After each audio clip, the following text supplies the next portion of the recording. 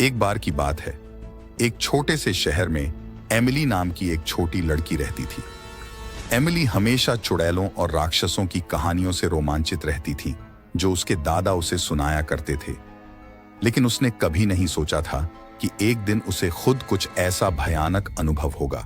यह एक अंधेरी और तूफानी रात थी और एमिली घर में अकेली थी। उसके माता पिता एक डिनर पार्टी के लिए बाहर गए थे और देर तक वापस नहीं आए।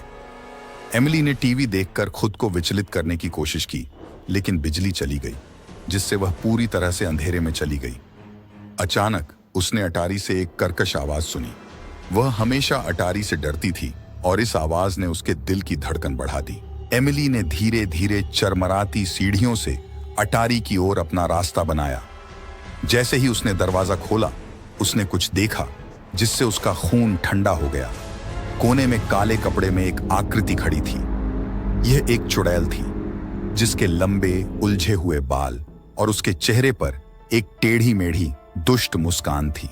एमिली ने भागने की कोशिश की, लेकिन चुड़ैल बहुत तेज थी। वह अपनी हड्डी वाली उंगलियों से आगे बढ़ी और एमिली की बांह पकड़कर उसे और करीब खींच लिया। एमिली डर के मारे जम गई, क्योंकि चुड़ैल ने प्राचीन भाषा में जप करना शुरू कर दिया। अचानक अटारी का दरवाजा खुल गया और एमिली के माता पिता दौड़कर अंदर आए। उन्हें लगा कि कुछ गड़बड़ है और वे जल्दी घर आ गए थे। चुड़ैल ने उनका सामना किया। उसकी आंखें गुस्से से चमक उठीं। लेकिन एमिली के माता पिता साधारण लोग नहीं थे। वे जादू टोने के विशेषज्ञ थे और वे जानते थे कि इस तरह की स्थिति से कैसे निपटा जाए। उन्होंने अपनी छड़ी निकाली और चुड़ैल पर जादू करना शुरू कर दिया, जो उनकी आंखों के सामने सिकुड़ने और मुरझाने लगी।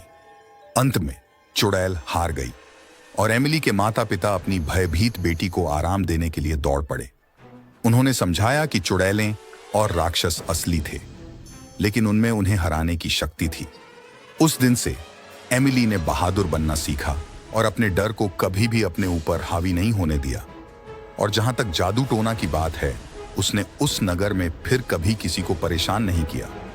लेकिन कुछ का कहना है कि अंधेरी और तूफानी रातों में आप अभी भी अटारी के माध्यम से उसकी दुष्ट खड़खड़ाहट सुन सकते हैं।